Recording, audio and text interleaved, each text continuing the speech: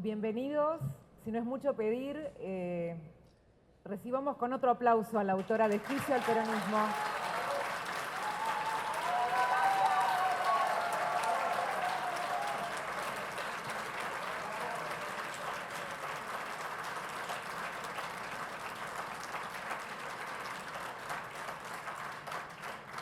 La gran Laura Di Marco. No voy a decir que es una de las periodistas mujeres con visión más aguda de la realidad y certera. Voy a decir que es una de las periodistas con visión más aguda y certera de la realidad. Entre todos. Este libro es un libro valiente.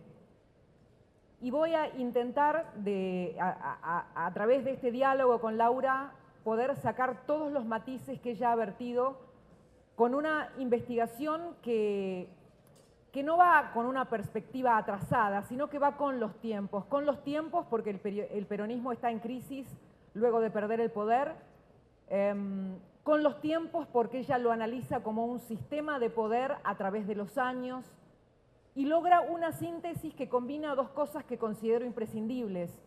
Por un lado, la narrativa literaria periodística, que no es lo mismo que el periodismo político de la coyuntura o que el periodismo de investigación. Son dos géneros totalmente distintos. Y por otro lado, logra también un contenido académico con grandes definiciones de temas a veces muy elusivos, como son el concepto de populismo, que es tan camaleónico, y también me parece que logra anticipar algunos debates, como el futuro del peronismo o la próxima encarnación o lo de la guerra de sucesión que estamos viendo hoy. Así que voy a tratar de acompañar a Laura en todo lo que es la dinámica de su libro, que aparte tiene algo muy interesante, ya que aporta un hilo conductor cinematográfico o de series de Netflix. Y por eso voy a empezar por el título. No sé si estamos en una sala de audiencias y no sé si estoy con la fiscal, pero ¿por qué hablamos de un juicio al peronismo, Laura? Bueno, primero, Cris, gracias por estar presentando este libro, muchas gracias por estar acá, gracias a Penguin, a Random, que es la editorial donde publiqué todos mis libros, a Juan Boido, a Glenda Vieites, que es mi editora, gracias a todos por haber venido, por haberse interesado en este libro. Bueno, yo creo que el juicio al peronismo se nos ocurrió, en realidad, mira, se nos ocurrió, te voy a contar cómo se nos ocurrió. Estábamos escuchando a Cristina Kirchner en su alegato por el juicio a Vialidad y ella dijo, estaba haciendo un alegato por YouTube y ella dijo, este no es un juicio a Cristina Kirchner, este es un juicio al peronismo. Es un juicio al peronismo, un juicio a los derechos, a lo conquistado, no se bancan, bueno, que la gente tenga cosas. Y claro, vemos al cuarto kirchnerismo que termina con más de un 200% de inflación anual, 6 de cada 10 chicos no comen, 7 de cada 10 chicos no entienden la idea principal de un texto. Por ejemplo, la mitad de las personas que están en condiciones de trabajar no trabajan o trabajan en la informalidad. Y bueno, no sé, se están destapando ollas de una manera impresionante. Por ejemplo, en el 2001, 2002, había 127.000 personas que cobraban pensiones por discapacidad. Hoy son 1.200.000 las personas que lo cobran sin estar discapacitadas. Es decir, que eso se ha utilizado para la militancia rentada. Eso sale de algún lado, ¿no? Yo digo que hay un nuevo sentido común en la Argentina y ese sentido común es que la gente se empieza a preguntar de dónde sale la plata que nosotros ponemos a través de nuestros impuestos, dónde va ese dinero. Nada es gratis. ¿Y por qué el peronismo? Uno podría decir, bueno, pero también estuvo el macrismo, también estuvo otras fuerzas políticas, de la Rúa que salió volando en helicóptero. Bueno, juicio al peronismo por la cantidad de años que gobernó. Si vos haces una cuenta entre 1946 y el 2023, en verdad el libro abarca la era democrática del peronismo, del 83 al 2023, 40 años. De esos 40 años, 27 años los gobernó el peronismo. Y si haces la cuenta esta que habíamos iniciado, desde 1946 al 2023, tenés casi 80 años. Y la cuenta es exactamente así. De los periodos en los cuales se pudo votar, donde el peronismo no estuvo proscripto y quitando los periodos dictatoriales, te quedan 52 años entre 1946 y el 2023. De esos 52 años, 39 los gobernó el peronismo y 27 años sobre 40 en democracia. Entonces me parece que ahí hay una responsabilidad muy grande, además de, por supuesto, haber nombrado la mayoría de los jueces que hoy tenemos en la Argentina, y si existe una casta política, existe una casta judicial. Es muy interesante porque Laura planea por distintos formatos que subsisten en el peronismo y conviven. Por momentos, organización mafiosa lo llama por momentos nuestra monarquía local. Nuestra The Crown. Porque funciona como The Crown, como la firma, como le dicen en el Reino Unido. Pero también utiliza la imagen del feudo, ¿no? Del feudo donde el Estado es cooptado por un poder omnímodo basado sobre todo en el empleo público. Y además agrega algo que me parece que está en lo seminal, en lo profundo, que es el haberse erigido también en una forma de credo. Y cuando uno entra en las caracterizaciones religiosas, la feligresía le cuestiona pocas cosas a Dios porque es Dios, ¿no? Entonces la feligresía no se permite el cuestionamiento. Y creo que en eso también es valiente tu lectura, porque era como un terreno electrificado hablar del peronismo desde una mirada crítica. Lo primero que se escuchaba antes de que empieces a hablar de eso era «sos una gorila». Entonces, ¿cómo rompes con tu libro con esta dicotomía tan bien construida por el peronismo para erigirse en una religión que a quien la toca lo convierte directamente en un detractor a ser descalificado? Bueno, justamente de eso se trata el libro, ¿no? En realidad el libro explica por qué ganó Javier Milei, Lilia Lemoine, que está acá. Porque venimos de 40 años de locura y en donde cualquiera que se parara en la vereda de enfrente, mira, acá lo tenemos también a Diego Velar, que tiene una frase que es muy buena y dice que él dejó el peronismo porque sentía que lo que había quedado era la asociación ilícita, ¿no? Que solo había quedado la asociación ilícita y por eso se fue. Tienen una historia en el primer capítulo que es muy buena entre Diego Velar y Fernando Vaca Narvaja, que es, no sé, parece una historia salida de una serie, se los recomiendo. Es el primer capítulo que se llama Juicio al peronismo, justamente. Bueno, a ver, el libro lo que aborda es, nosotros vivimos cooptados por una cultura, la cultura populista, y se pregunta en el prólogo si es el peronismo, después vamos a desandar un poquito esta idea de qué es el populismo, ¿no? El peronismo expresa, lo que mejor expresa el populismo, que es una manera de ver la política, es una manera de ver la cultura, que por ejemplo pese más el amiguismo que la ley, que el mérito, que la eficacia, que la eficiencia. Yo pongo ahí, escribo ahí en un capítulo del libro, no sé si vieron Borgen, la serie Borgen en Netflix, donde está la ministra danesa. Es la historia de la ministra danesa. Ella tiene que dejar el parlamento danés porque le resultaba complicado la familia, la política. Bueno, tiene que dejar el parlamento danés. Y a los 2 meses vuelve a Borgen y tiene que hacer la fila para entrar. Y había sido la mujer más poderosa de Dinamarca. Imagínense ustedes una escena semejante, ¿no? Y ustedes dirán, y bueno, ¿esto qué tiene que ver con el populismo? Tiene que ver, es la ley pareja para todos. Nadie se salta en la fila, nadie se vacuna antes porque sos un puntero, porque sos un expresidente. Es una democracia liberal basada en reglas racionales, en un pacto racional donde todos somos iguales. A mí me pareció muy bien, después por razones de seguridad no lo pudo seguir haciendo, pero que Javier Milei, por ejemplo, el presidente, viajara en un avión de línea. ¿Por qué tiene que tener un trato especial? Después no lo puedo hacer por razones de seguridad, pero me parece que esa es una señal muy fuerte. Por eso yo digo que The Crown es, pensando en una señora que se hacía llevar los diarios o traer los diarios desde Río Gallegos en avión, por ejemplo, porque era una monarca, porque no tocaba el piso. Bueno, eso es parte del populismo. Laura, permitime, porque nombraste dos personajes que son clave en esta historia. Vos haces una síntesis que me parece que es muy atinada sobre lo que mezcla Javier Milei, por lo que pone en contradicciones y en problemas a quien quiere tomar una posición frente a su irrupción en la política. Y es que señalás muy bien que él tiene elementos estéticos, incluso del populismo político, sí, pero que sin embargo es totalmente liberal en lo económico. Y yo me animo a preguntarte, ¿vos crees que Javier Milei puede ser también una reencarnación del peronismo? Pues yo tengo la teoría de que está disputando el territorio del peronismo a Milei, incluso si observás sus votos en la provincia de Buenos Aires.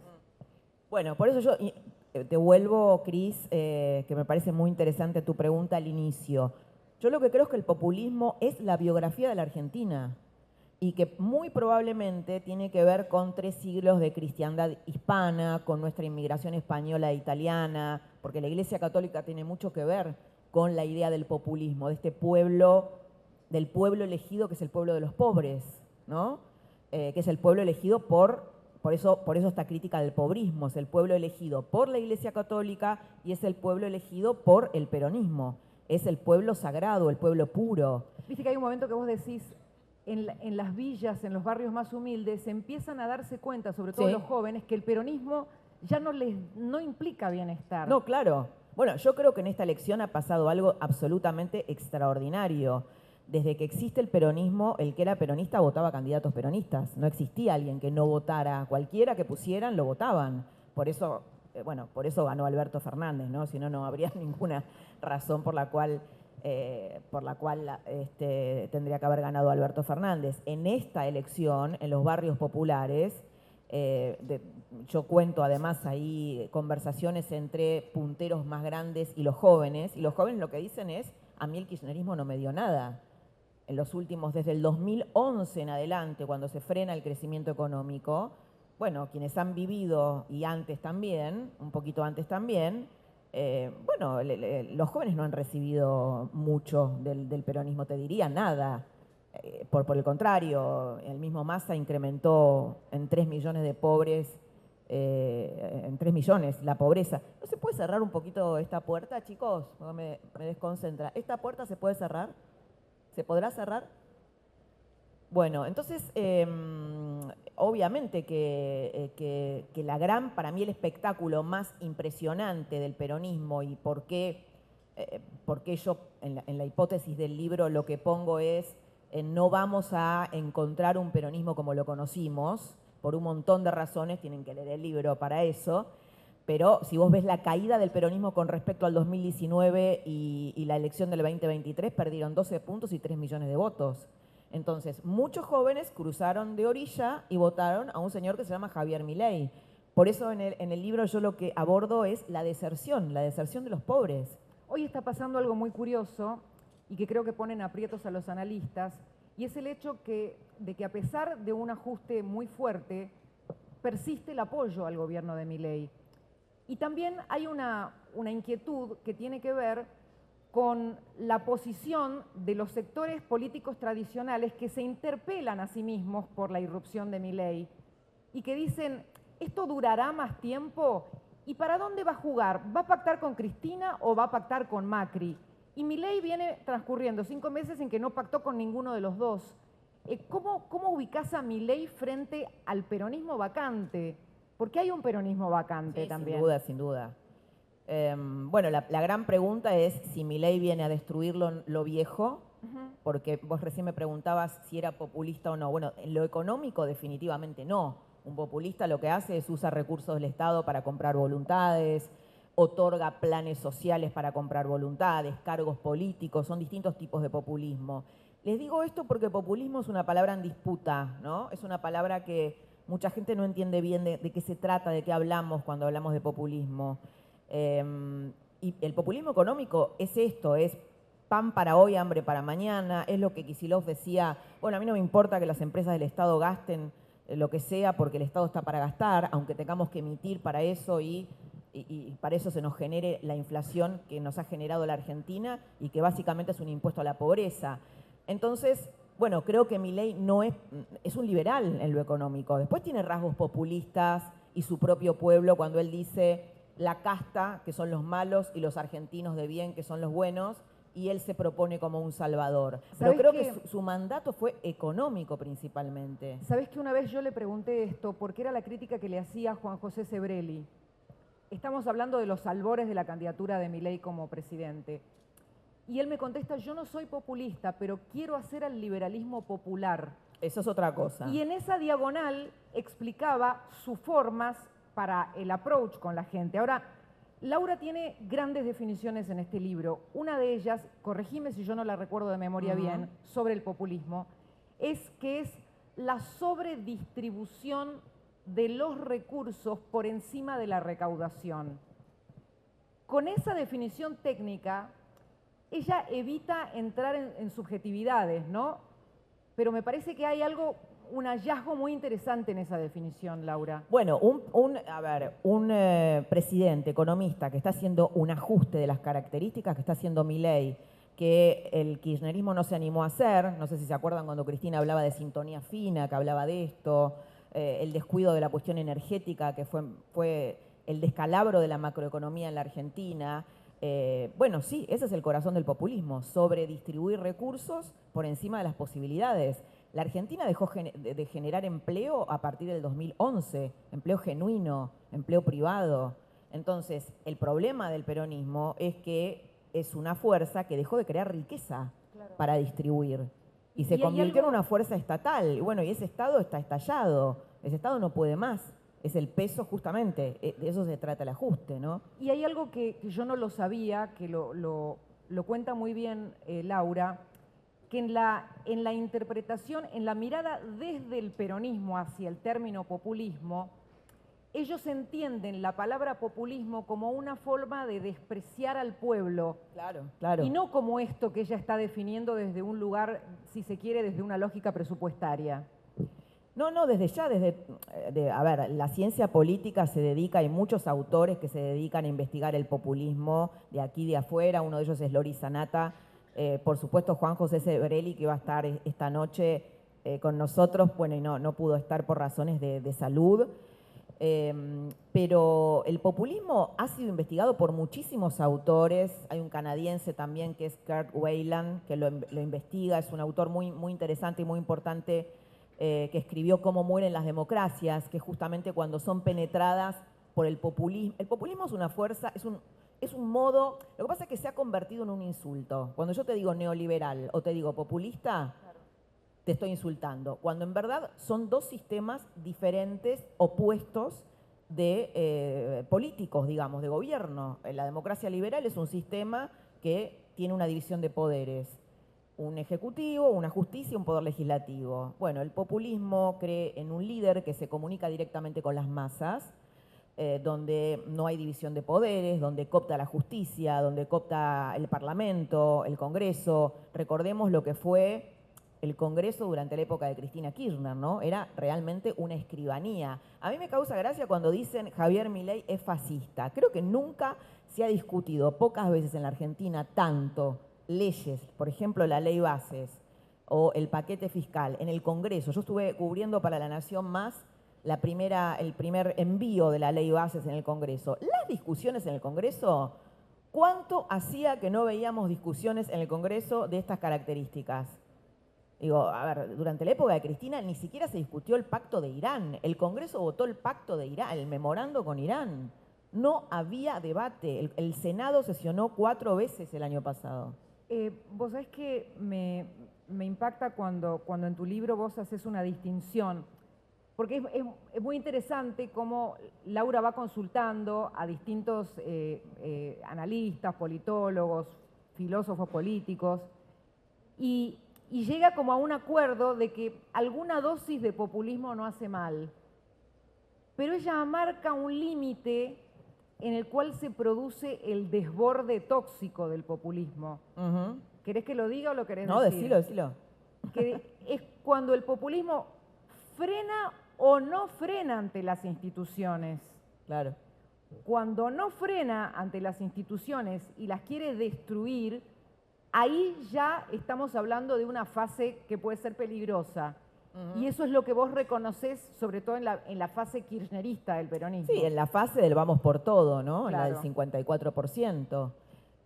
Y después, bueno, la estructura mafiosa que ha tenido el peronismo, Cris. Ellos, a ver, el peronismo es muy hábil diciendo nosotros ponemos los muertos, nosotros ponemos los cuerpos.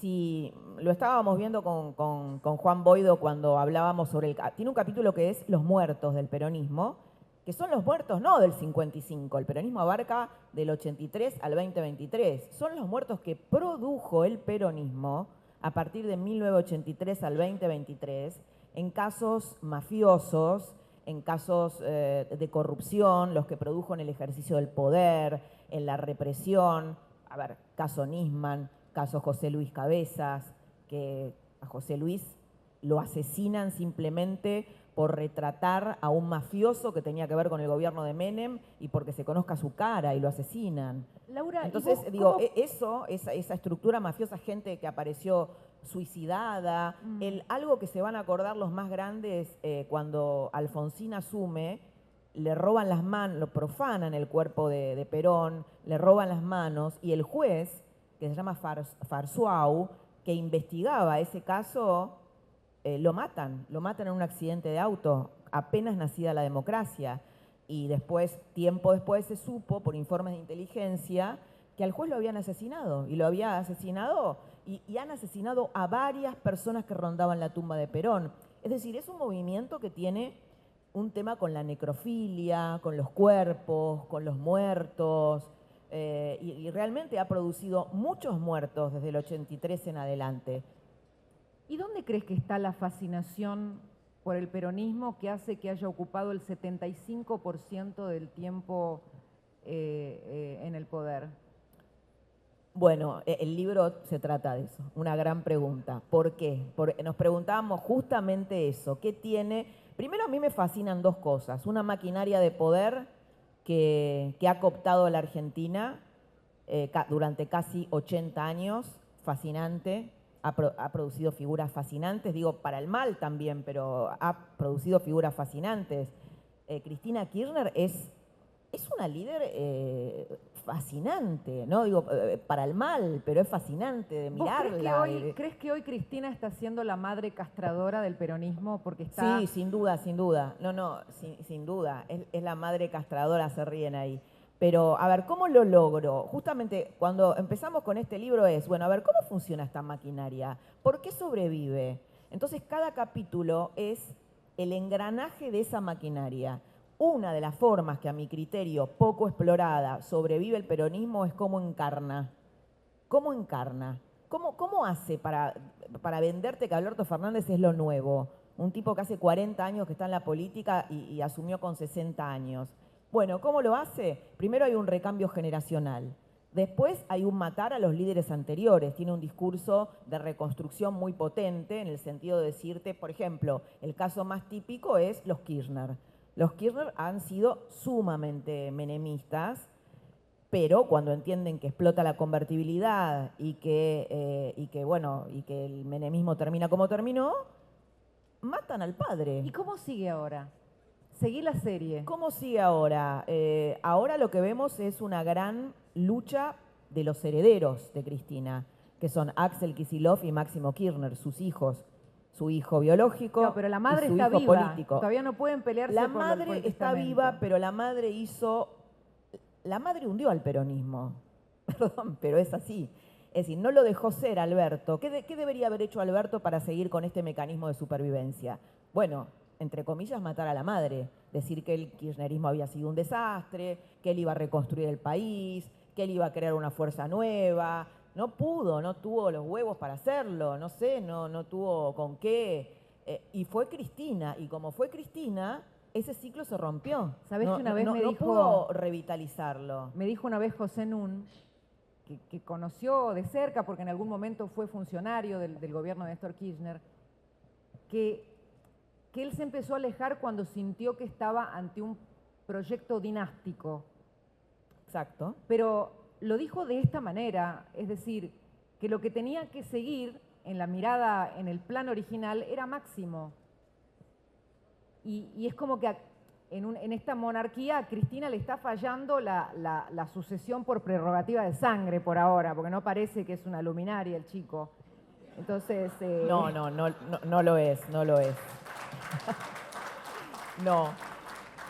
De hecho, a ella, a ver, le hubiera encantado que fuera Axel Kicillof, ¿no? Su hijo, porque ella tiene toda una cosa con los estudios y con que Axel Kicillof es un profesional y bueno, y el hijo no estudió abogacía. No, por supuesto, claro, por eso es que digo que además hay muchas cosas, ¿no? El peronismo le habla a un pueblo, a un colectivo, lo mismo que la iglesia, y ese pueblo ya no existe más, ¿no? Esas narraciones colectivas donde somos todos iguales, ya no existe más eso.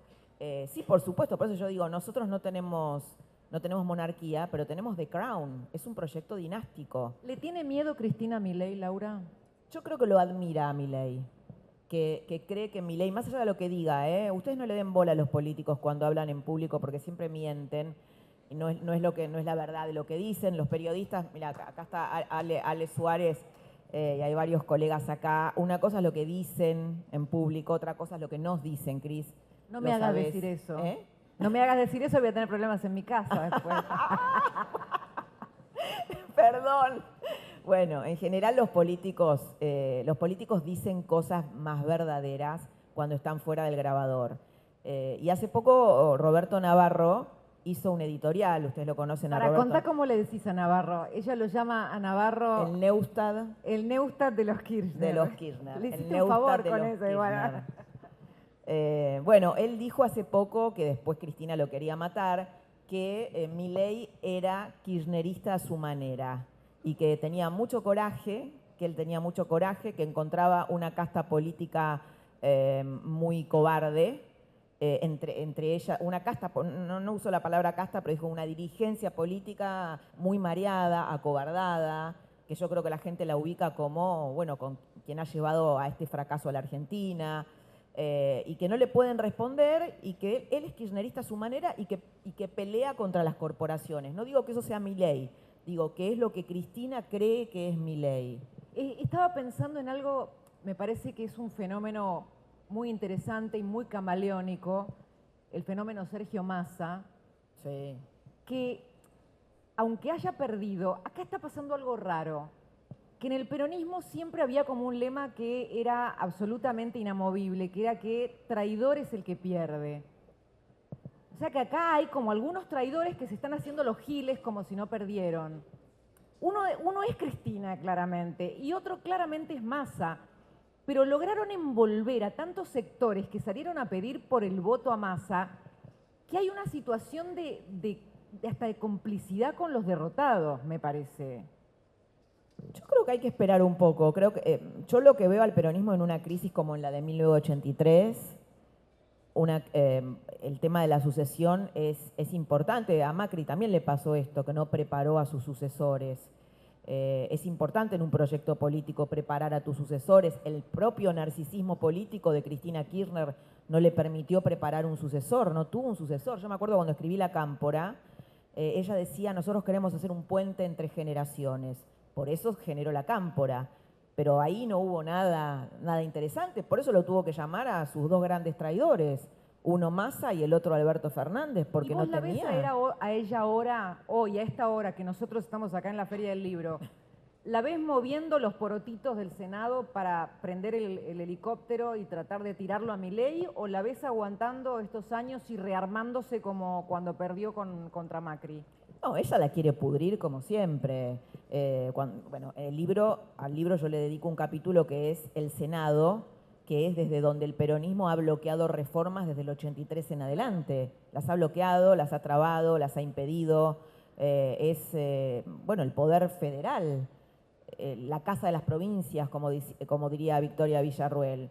Nosotros ahora estamos viendo que hay media sanción para una reforma laboral. La Argentina hace 40 años que quiere promover una reforma laboral. Gana Alfonsín en 1983, manda la ley Mucci, una ley de reforma laboral, y en 1984 el Senado se la voltea. Ese fue el primer triunfo, ¿no?, del peronismo. Por eso, cuando hablamos de juicio al peronismo, estamos hablando de esto.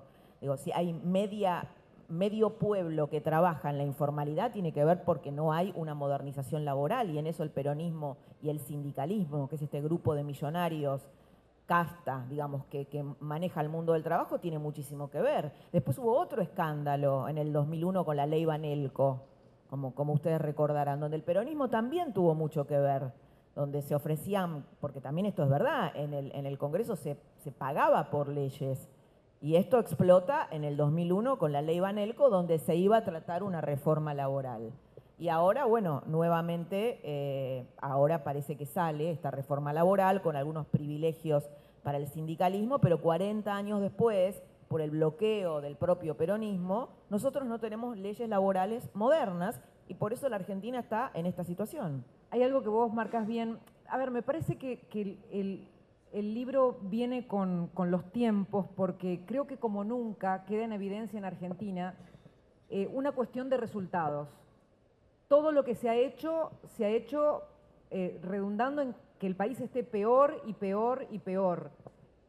Y hoy estamos ante un terremoto en la política tradicional, como capas tectónicas que se mueven y uno no logra visorar cómo se va a reconstruir el mapa futuro. Creo que en el Senado está una de esas contiendas. ¿Vos coincidís en que de ahí, porque si hay sectores peronistas que votan en contra de lo que Cristina desea, ahí ya se va a notar el quiebre en el peronismo? Y creo que ella lo sabe. Bueno, yo creo que en el Senado por primera vez han perdido la mayoría, ¿no? Están a 4 senadores de tener el quórum. Esto es la primera vez que pasa, Cristina, en 40 años de democracia.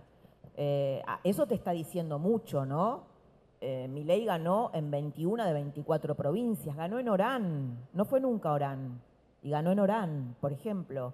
A Cristina le queda el Senado, le queda la provincia de Buenos Aires, el conurbano y hasta ahí, porque realmente perdió, o digamos, ganó Massa por un punto que es prácticamente un empate. Bueno, La Matanza, por ejemplo. En La Matanza entran los electores de 5 provincias. La Matanza es toda del peronismo. Pero yo creo que, digamos, con esta aspiración que tiene el populismo de ser una parte y creer que es el todo, finalmente se va a imponer ese desfasaje y bueno, y se van a dar cuenta que son una minoría y que son una parte. Yo personalmente creo que la ley Bases va a salir en el Senado. Y ¿crees que va a yo salir? creo que va a salir. ¿Cómo te lo imaginas a eso? Porque creo que los tiempos han cambiado. ¿Quién va a traicionar? ¿Quién la va a traicionar? En principio, algunos gobernadores. Mira el tucumano. Sí. En Tucumán ya hay un diálogo que se estableció desde el gobierno de Javier Milei y, bueno, es un aliado, ¿no? Jaldo, el gobernador de Tucumán de Milei. Y creo que ellos mismos perciben que los tiempos han cambiado, que hay jóvenes que han votado otra cosa. Mira, el otro día yo hablaba con Jesús Rodríguez y le decía, pobre Alfonsín que no tuvo redes sociales, ¿no? Porque si vos digamos, le sacás una foto a alguno de los gordos de la CGT que bajan de un auto de alta gama y lo viralizás, mostrás cómo viven, no hace falta que vos expliques qué es una casta. Es obvio que es una casta, que después venís con el discurso de le están quitando derechos al pueblo. ¿De qué derechos estamos hablando cuando tenemos la mitad de la gente que trabaja en negro, cuando, digamos, 6 de cada 10 pibes no comen, no tienen derechos? ¿Cuáles son los derechos? ¿De qué derechos hablamos? El año pasado, en plena campaña, Franquito, un chico del conurbano bonaerense que votaba a Milei, salió bañándose bajo un calefón que a veces calentaba agua y a veces no, y mostrando que el peronismo no les había dado nada. Y hablando contra los planes sociales, me acuerdo que esto generó como mucha conmoción por de dónde venía el mensaje. Pero el peronismo pasó de ser el partido de los trabajadores al partido de los beneficiarios de planes. Y al partido que gobernaba en el periodo en que los trabajadores, aún trabajando, son pobres. Exacto.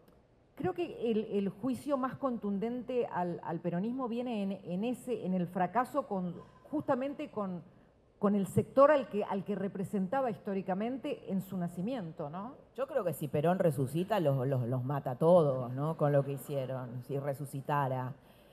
Uno de los capítulos es justamente los trabajadores pobres. Bueno, esa es parte del juicio al peronismo. La novedad, la categoría sociológica que instala el peronismo es que antes cuando uno laburaba, trabajaba, bueno, se supone tenías para comer, llegabas a fin de mes. Bueno, desde hace unos años existe la categoría del trabajador pobre. O sea, déjame encontrar el título. Déjame encontrar el título para que alguien que esté cubriendo.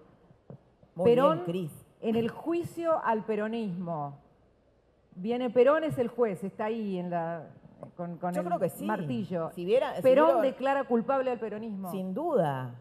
Perón declara culpable al peronismo, lo que ha sido después, a sus herederos. Sin duda que sí. El tema de la categoría del trabajador pobre. Juan Carlos Torre, que es un gran intelectual, un sociólogo, que el libro lo que van a encontrar es muchas historias. Es un libro con historias de la Argentina, historias reales, por supuesto, mechado con reflexiones de intelectuales que son muy sencillas de comprender. Es un libro popular, no populista, pero sí popular, que me dio mucho trabajo, estuve 3 años para escribirlo. Y Juan Carlos Torre dice, él habla de pobreza en movimiento y dice, es curioso que la única creación que hizo el kirchnerismo haya sido el piqueterismo. Han creado los que piden subsidios, los que piden... los que no trabajan. Es decir, si Perón representaba a los que trabajan, el kirchnerismo representa a los que no trabajan y tienen agendas completamente diferentes. Unos piden por la baja en el impuesto a las ganancias, que representan a 1/4 de los trabajadores. Esto también tiene que ver con el juicio al peronismo. Antes era la columna vertebral de Perón, los trabajadores. Y otros representan a los que no trabajan, ¿no? Los que piden subsidios. Hay una historia que es disparadora del libro, que me gustaría contarla, Cris, que abre el libro, porque me parece que resume todo el drama de por qué le hacemos un juicio al peronismo, que es la historia de un chico, El de Toyota. Que es un operario. En el 2021, la fábrica Toyota abre una búsqueda en Campana y buscaba 200 operarios y les pagaba $700, que de ese momento era el ingreso total de una familia de clase media baja, con secundario completo. Imagínense lo que era eso para un pibe de sectores vulnerables. Realmente le cambiaba la vida. Bueno, no encontraban. El caso fue público, en ese momento el CEO era Daniel Herrero, habla, dice, para nosotros es muy, nos va bien, porque les iba bien a las automotrices, lo que no encontramos es fuerza de trabajo, operarios, empleados, no hay empleados, sobre todo en la provincia de Buenos Aires, en los conurbanos pobres. Bueno, después a esto se subió Mariano Narodowski y dice, sí, efectivamente, a ver, ¿qué pasó en estos últimos 20 años? Que el narco empezó a competir con la escuela secundaria. El narco del barrio le ofrece a un pibe que si es soldadito de la droga, se va a poder comprar el iPhone, las zapatillas que quiere, que lo va a hacer mucho más rápido. Bueno, total es que les costaba muchísimo conseguir 200 operarios con secundario completo. Toman a un chico, finalmente, lo toman. Muy bien, el pibe empieza a trabajar y falta viernes y lunes. Trabaja 3 días nada más. Entonces lo llaman de recursos humanos de la compañía y le dicen, bueno, fulanito, te estamos pagando bien, tenés todos los beneficios, hay actualizaciones, me contaban en la fábrica cada 4 meses, salariales. ¿Qué pasa? ¿Por qué no venís a trabajar? Pero ¿cómo? ¿Hay que venir a trabajar 5 veces, dice él, a la semana? Porque mi papá cobra planes desde hace muchos años, nadie trabaja en mi casa y yo trabajo 3 días. Para mí es un montón trabajar 3 días. Entonces yo empecé a tirar de ese hilito porque digo, bueno, esta es la Argentina a la cual hemos arribado. La empresa lo que hizo fue, les cuento que lo quise entrevistar a este chico, pero Esmata, el gremio de Piñanelli, le mandamos un besito, no me dejó. No me dejó entrevistarlo, ¿no? Yo digo, eso también es los sindicatos que se creen dueños de las personas, ¿no? Laura, finalmente se reincorporó este chico a la empresa y trabaja y todo bien, pero digo, hay muchos chicos así, que para los cuales ir a una empresa a trabajar o a una fábrica es como ir a Oxford. Estaba pensando que el factor singular que más influenció a la política argentina en el último siglo fue el peronismo. Sí, claro. Con el peronismo en crisis, pero también con su alternancia normal, que podía ser o el radicalismo o la coalición que incluya al no peronismo, también en crisis, ¿qué es lo que puede estar en formación? ¿Hacia dónde vamos, no? Si el principal factor de influencia está en crisis, su alternancia también, y hoy un sector nuevo llega al poder en tiempo récord y encarnando algo que me parece que también es muy interesante, que es encarnando en una síntesis todo el futuro que había retrasado el peronismo. ¿Cómo se mueve lo que viene? ¿Qué es lo que ves? Sí, yo creo que la gran pregunta es si Milei viene a destruir lo viejo o a construir algo nuevo. Yo esto me acuerdo que se lo preguntaba a Macri cuando hice el libro Macri. Le preguntaba, le digo, bueno, ¿vos sos un proyecto de poder o sos un paréntesis entre dos peronismos? Y me dice, no, soy un proyecto de poder. Bueno, así terminó Macri, ¿no?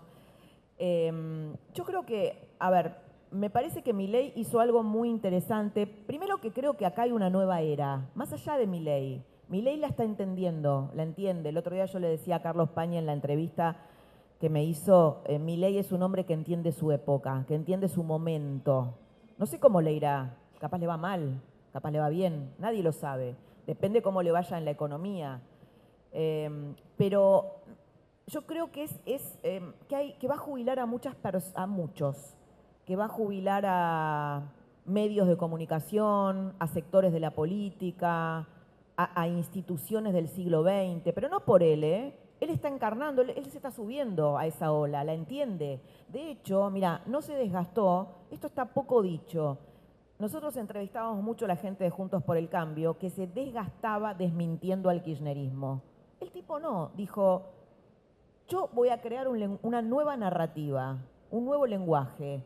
La casta, bueno, todo lo que los libertarios han creado. Y tal vez la falta de culposidad, porque yo noté en la dinámica de Juntos por el Cambio mucha culposidad para encarar temas en los que Milei no tiene vergüenza de entrar diciendo soy esto y no tengo que simular una falsa neutralidad, una falsa componenda, o no me tengo que avergonzar de lo que soy. Esto es como esta nitidez de Milei versus la corrección política de algunos sectores de Juntos por el Cambio, ¿no? Totalmente. Y creo que eso que ellos le llaman basado, dije bien Lilia, basados, decir lo que uno siente. Creo que es un momento de esta época, la transparencia, ¿no? El otro día Marcos Peña sacó un libro que a mí me parece muy interesante, más allá de lo que piensen de Marcos Peña. Me parece que es un buen diagnosticador, que él dice, prefiero que seas conflictivo y auténtico, aunque seas brutalmente auténtico o muy conflictivo, a que me mientas.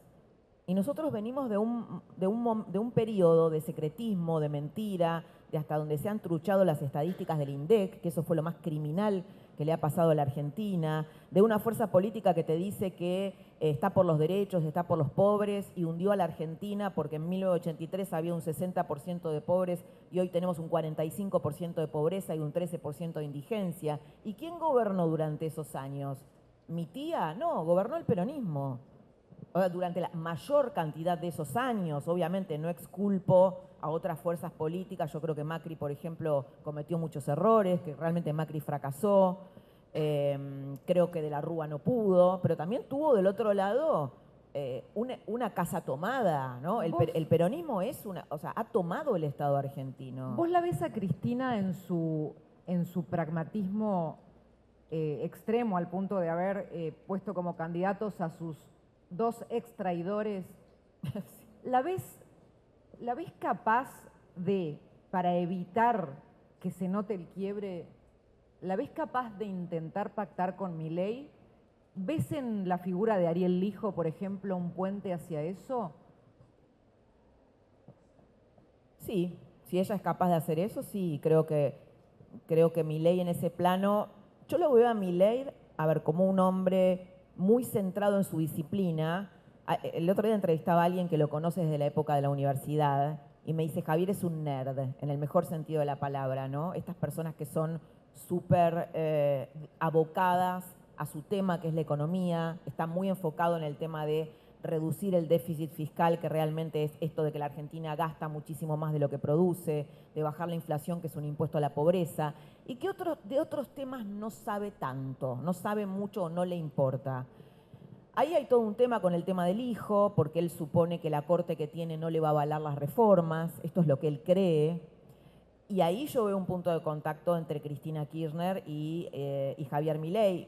No creo que pacten, pero sí que que Cristina puede prestarle sus senadores para nombrar a Ariel Lijo, lo cual sería una tragedia, porque bueno, es un juez muy cuestionado, con muchas acusaciones de corrupción, y si realmente Milei no quiere casta política, bueno, no tiene que tener casta judicial.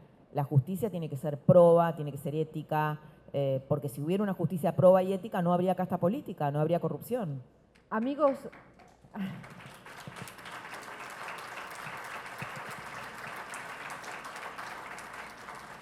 no quiero que se nos vaya la charla sin que puedan preguntar, si te parece. Sí, obvio, obvio. Porque Mira, estoy viendo, vi la hora y dije. Está levantando la mano. 5 minutos y nos están echando. Sí, bueno. nos echan por eso. No sé si hay micrófono para pasar para preguntas o no. Hay varias manos levantadas. Luego nos vamos al stand de Penguin para que Laura firme sus ejemplares. Hay un montón de manos levantadas, ahora no sé si preguntan. Aprovecho para agradecer a los colegas y amigos que están acá presentes, la gran Norma Morandini, Mariel Fitzpatrick, Liliana Holman, Alvarito. Alejandro Suárez, Alvarito. Alejandro Suárez está allá, la diputada Yúdice, Silvana Yúdice. Acá el embajador Diego Guelar, porque uno es embajador para siempre, ¿no? Sí, que eso queda, Diego. Sí, eso queda. Tienen que leer, les digo de vuelta, en Juicio del Peronismo, la historia de Diego Guelar, que yo digo, Diego, vos tenés que escribir un libro porque tiene una historia fascinante, fascinante, y tiene un encuentro con Fernando Vaca Narvaja actual, que les digo que es para una película. Claro. Tienen que leer el primer capítulo, todo real. Dos preguntas, así que vamos a ver quién... Bien cerca. Hola. Hola. Sí. Gracias a Cristina Míguez, que la estoy viendo ahí, es la directora de la revista Sofía. Cris. Dos temas rápidos. Primero, en el juicio del peronismo llegamos al absurdo. No escucho nada, perdóname, pero... En el juicio del peronismo llegamos al absurdo, como vos decís, de que no solamente es un partido solamente de trabajadores, sino de piqueteros. Yo le pondría un poquito más, o sea, tenés funcionarios de esos piqueteros dentro del gobierno, o sea, de las dos veredas. Así es. Increíble. Mi pregunta es, en el juicio al peronismo, ¿es posible un peronismo en su reconstrucción sin Cristina? Bueno, ahí ya le tenemos que llamar a Ludovica Esquirru, a ver qué dice. Yo creo que Cristina, mientras siga manejando los hilos, un poco como pasaba con Alfonsín, ¿no? Es difícil, realmente es difícil que esto suceda, porque ella impide la renovación del peronismo, su sobrevida política es la que lo está impidiendo. Y el hecho de que también hay un fenómeno en la política que es la fragmentación de los partidos políticos, pero esto afecta con mayor profundidad al peronismo, porque el peronismo siempre le habló a un pueblo trabajador, a un pueblo homogéneo, y hoy vos tenés una fragmentación. Están los trabajadores informales que no tienen nada que ver con los trabajadores formales, tienen agendas totalmente distintas. Y está la tecnología, y están los jóvenes que no quieren ser sindicalizados, que lo ven a Moyano y creen que es una antiguaya de la Segunda Guerra Mundial, no entienden ni de lo que habla. Entonces, bueno, y está el Papa también, que yo creo, que me perdonen los católicos, pero no creo que el Papa también abona mucho a este peronismo y que no entiende este mundo. Realmente la iglesia, yo lo abordo acá, tiene como nociones muy primarias de la economía, de lo que es la economía hoy, de la revolución tecnológica. No sé si te contesté tu pregunta. Bueno, ¿se escucha? En un momento dijiste que en lo económico Milei no era populista. Yo recuerdo la famosa frase, es la economía estúpido, ¿no? que pasó a la historia. En menos de 4 meses o 3 meses, Milei ya dio muestras de que en lo económico también es populista. Ya se revirtió los aumentos de las prepagas, se negoció con los gordos de la CGT la reforma laboral, las obras sociales, y recién empezó este gobierno. Yo creo que, para terminar, es una pregunta en realidad, si no hay una reformulación de la matriz productiva, es imposible que ni este ni ningún gobierno no sea populista. Y esto no hay una reformulación de la matriz productiva. Y esto lo puedo extender en realidad a nivel global, esta pregunta. Pero como estamos hablando de Argentina, bueno, mi pregunta es hacia tu visión de lo que estoy planteando. Bueno, entiendo tu punto, lo que decís, pero lleva 4 meses ¿cómo es tu nombre? ¿Cómo? Sergio. Este gobierno lleva 4 meses. Yo no sé lo que va a hacer Milei en el futuro. Yo no veo una política económica populista, todo lo contrario, te diría. En cuanto a los temas que vos planteás, creo que al revés, me parece, a mí me sorprendió porque salió de ese dogmatismo liberal que tenía, yo lo conozco bastante, a Milei, escuchó que no podía. A ver, vos nosotros venimos de 40 años de esto, de The Crown, 40 años de locura. A ver, tampoco pretendamos que de un día para el otro seamos Dinamarca, porque no lo vamos a hacer. Estamos contando que hace 40 años la Argentina pretende sacar una modernización laboral y bueno, no sacó la que deseábamos, pero va a sacar una modernización laboral importante. Creo que es la etapa que viene. Y en cuanto al tema de las prepagas, o ir un poco para atrás con el tema de las tarifas, me parece que es hacer sostenible su modelo, porque si no es hundir a la clase media de una manera muy profunda, que es su electorado. Por el contrario, me parece que es una persona que está adquiriendo una plasticidad que antes no tenía, que está escuchando, que está haciendo más política, que está saliendo de ese laboratorio. Yo me acuerdo que con él hablé en el verano y me dice, bueno, alguien tiene que hacer esto, ¿no? Y la clase media lo está bancando, pero está sufriendo mucho, la está padeciendo. Entonces, si vos no tenés un poquito de sensibilidad frente a eso, yo eso no lo llamaría populismo, lo llamaría política. Está haciendo política, está regulando los tiempos, que yo pensé que no iba a hacer eso, pero lo está haciendo.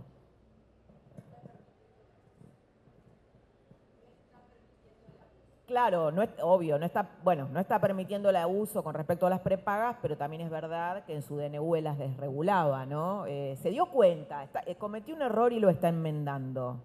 Amigos, es muy estricto el timing de la feria con los horarios, cumplimos la hora.